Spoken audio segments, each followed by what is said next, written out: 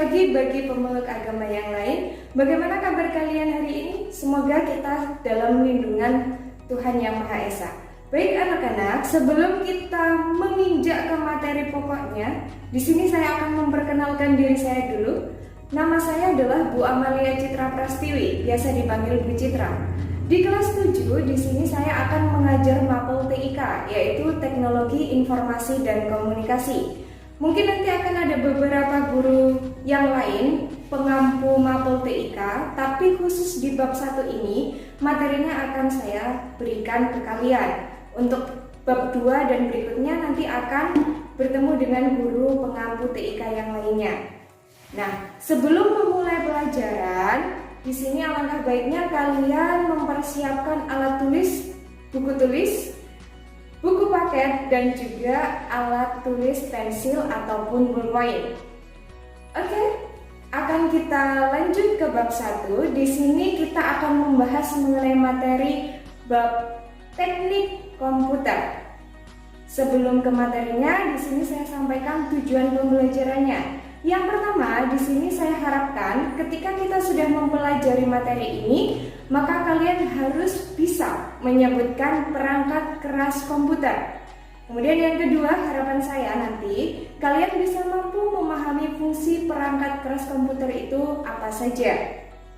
Nah, pada bab 1 ini akan ada beberapa topik bahasan. Yang pertama di sini ada penggolongan komputer. Kemudian yang kedua, penggunaan komputer, dan yang ketiga adalah interaksi manusia dengan komputer. Kemudian di sini akan saya ulas yang pertama dulu mengenai penggolongan komputer. Apa sih sebenarnya komputer itu? Sering kita jumpai, sering kita gunakan, tapi kita kadang tidak tahu pengertian komputer itu apa. Jadi, komputer di sini adalah seperangkat alat elektronik yang menghubungkan komponen satu dengan yang lainnya sehingga menghasilkan informasi yang sebelumnya itu sudah melalui proses pengolahan. Nah, di bagian komputer di sini akan dibagi menjadi dua. Yang pertama di sini ada yang namanya perangkat keras atau hardware. Kemudian yang kedua di situ nanti akan ada yang namanya perangkat lunak atau software.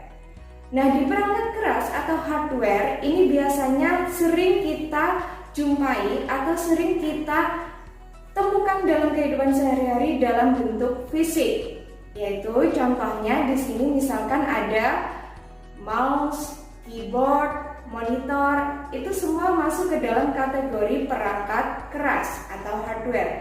Jadi istilahnya hardware di sini adalah perangkat fisik yang kasat mata atau yang bisa kita pegang, yang bisa kita rasakan. Itu yang dinamakan dengan perangkat keras atau hardware.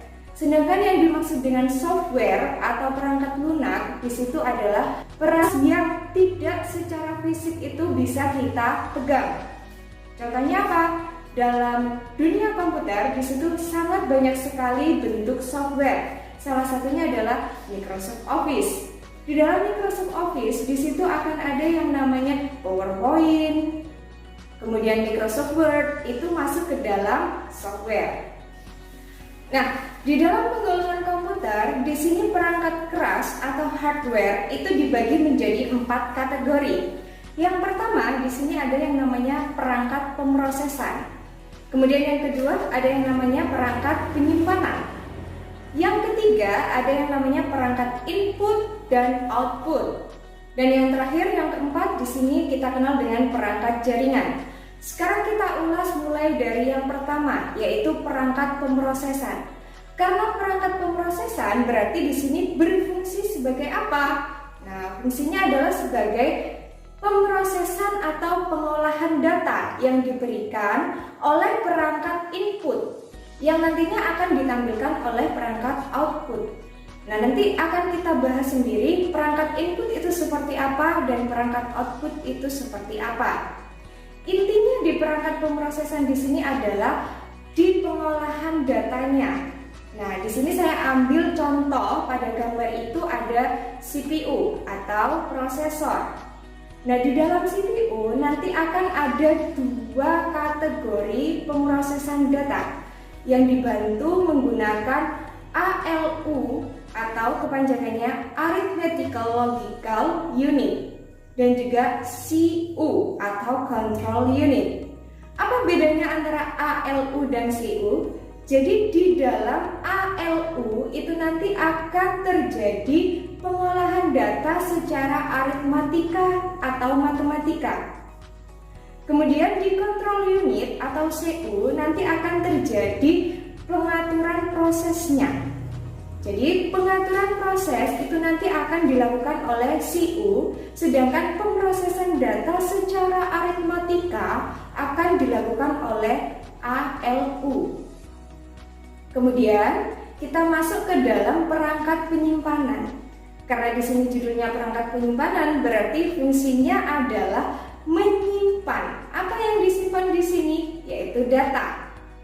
Nah, siapa yang berperan di proses penyimpanan? Yang berperan di sini adalah masih CPU atau prosesor.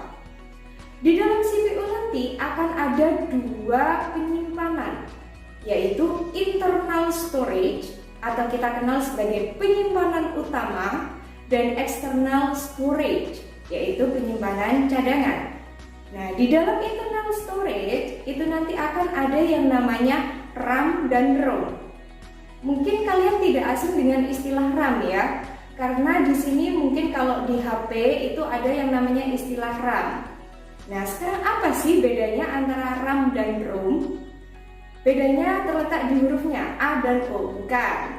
Jadi, RAM dan ROM di sini berbeda di sifatnya. Kalau RAM di sini dia penyimpanannya itu bersifat sementara. Sedangkan untuk ROM di sini penyimpanannya sudah bersifat permanen, tidak bisa dihapus. Nah, sekarang saya lanjut ke external storage-nya atau media penyimpanan cadangan. Selain ada media penyimpanan utama, di CPU atau prosesor itu bisa terdapat penyimpanan cadangan. Apa contohnya? Nah, di sini saya punya contoh hard disk. Jadi hard disk di sini masuk ke dalam kategori external storage atau cadangan. Jadi kita bisa menambahkan hard disk ke dalam komputer, PC ataupun laptop apabila penyimpanan di PC, komputer, laptop kita itu kurang. Jadi kita bisa menambahkan hard disk. Contoh lain di situ ada flash drive, CD atau DVD, dan juga ada Blu-ray disk. Oke, kita lanjut ke perangkat input dan output. Nah, ini tadi yang kita ingin bahas di awal. Input itu apa sih, Bu? Output itu apa sih, Bu? Nah, dari kata in berarti di sini adalah masuk. Di dalam komputer di sini ada istilah perangkat input, berarti perangkat yang membantu proses pemasukan data. Contohnya di sini saya beri contoh keyboard, mouse, scanner, dan mikrofon. Kenapa kok dari keempat ini masuk ke dalam kategori input? Kita ambil satu contoh, keyboard. Tanpa keyboard kita tidak bisa memasukkan kata atau kalimat ke dalam komputer. Oleh karena itu di sini keyboard dikategorikan ke dalam perangkat input. Sama halnya juga dengan mouse. Dengan mouse kita bisa menggeser atau menempatkan kursor ke arah yang akan kita tuju. Mikrofon. Nah, mikrofon di sini kalau kita ingin merekod suara berarti kita harus membutuhkan mikrofon atau perangkat masukan itu tadi agar di komputer itu bisa terekam suara. Oke, saya lanjutkan ke perangkat output atau pengeluaran. Nah, dari input tadi akan diolah sehingga bisa dikeluarkan dalam bentuk data yang terlihat. Jadi di sini saya ambil contoh perangkat output adalah monitor. Monitor itu layar dari komputer sehingga di situ kamu bisa mengamati hasil dari apa yang sudah kamu masukkan, apa yang sudah kamu ketik. Di situ akan muncul entah itu berupa gambar, berupa tulisan. Jadi di monitor itu akan muncul hasil yang sudah kamu inputkan atau masukkan. Di situ juga saya beri contoh ada printer. Nah, dari hasil yang sudah kamu masukkan tadi mungkin berupa kalimat, berupa paragraf, berupa gambar, nanti akan bisa dikeluarkan atau dicetak melalui printer. Oleh karena itu, di situ monitor, printer, speaker itu masuk ke dalam perangkat output. Oke. Saya lanjut ke 4, yaitu perangkat jaringan. Nah, pasti kalian sudah pernah dan sering mengamati gambar yang ada di tampilan ini. Apakah itu?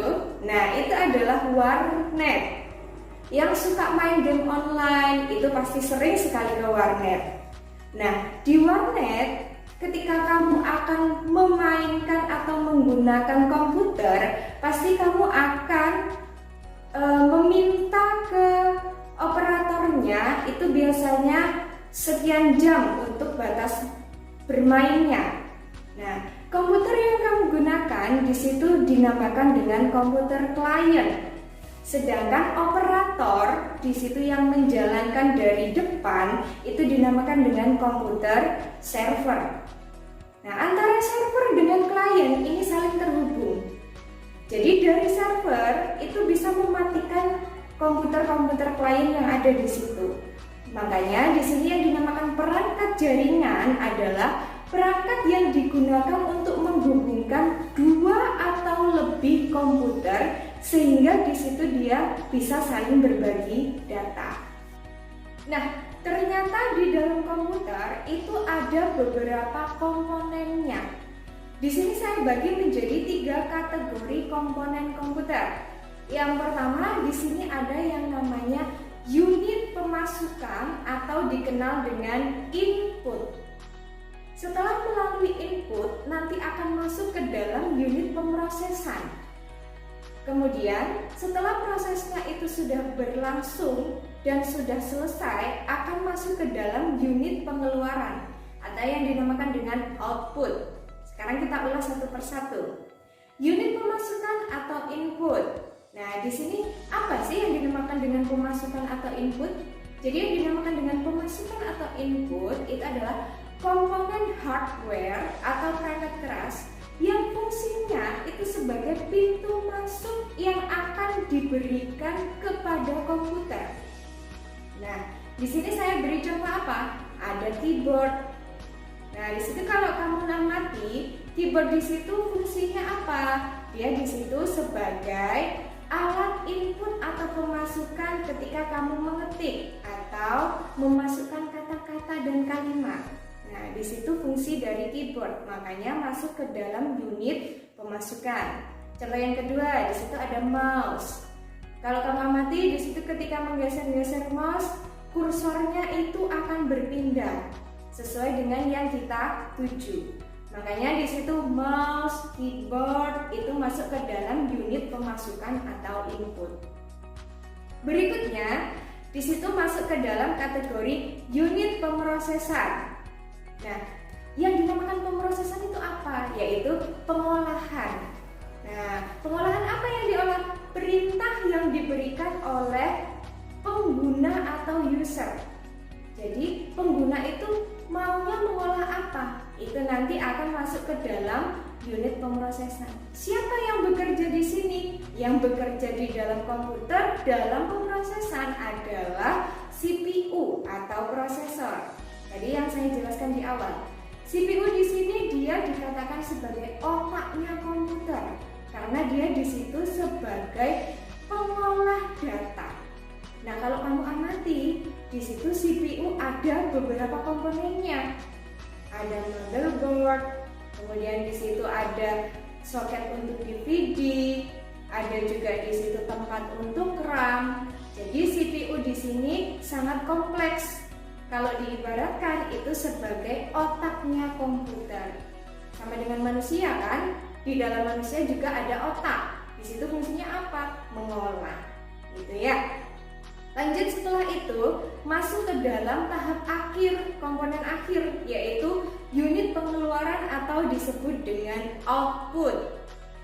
Nah, fungsi dari output itu apa? Jadi output di sini adalah alat untuk menampilkan informasi yang sudah diolah dan diproses sebelumnya di tahapan processing yang ada di CPU, dia akan ditampilkan. Nah, di sini saya beri contoh ada monitor. Monitor di sini akan menampilkan data yang sudah kamu masukkan. Tadi berupa apa? Misalkan berupa ketikan, berupa gambar. Di monitor kamu bisa mengamati hasilnya. Kemudian ada satu contoh lagi, printer. Misalkan kamu sudah mencari gambar dan ingin mencetak. Nah, di situ printer akan mencetak hasil dari olahan gambar yang sudah kamu cari tadi. Kemudian ada contoh lagi di situ speaker. Apa yang dikeluarkan dari speaker? Berupa suara, entah itu musik, entah itu record suaramu. Nah, oleh karena itu di situ ada monitor, printer, dan speaker masuk ke dalam kategori yang namanya unit pengeluaran atau output. Baik, kesimpulannya jadi hari ini kita bisa mengenali apa itu yang namanya bagian dari komputer. Tadi ada dua, ada perangkat keras atau hardware dan ada perangkat lunak atau software. Kemudian setelah itu ada yang namanya unit pemrosesan, ada unit input dan juga unit output. Oke. Nah, di akhir tayangan ini saya memberikan tugas ke kalian. Di sini yang pertama, buatlah catatan mengenai apa yang sudah saya sampaikan di video ini. Jadi kalian catat di buku catatan TIK masing-masing. Nah, apakah perlu dikumpulkan, Bu? Ini hanya untuk catatan saja. Yang perlu dikumpulkan atau dikerjakan di sini adalah tugas melalui link akan muncul 10 soal dan harus kamu kerjakan saat itu juga. Nanti ketika sudah selesai akan saya rekap untuk siapa saja yang sudah mengerjakan, nanti akan saya infokan kepada wali kelas kalian masing-masing. Oke, mungkin sekian dari video pembelajaran kali ini. Tetap semangat belajar dan jangan lupa tetap tingkatkan kedisiplinan dan jaga kesehatan kalian. Saya akhiri, wassalamualaikum warahmatullahi wabarakatuh.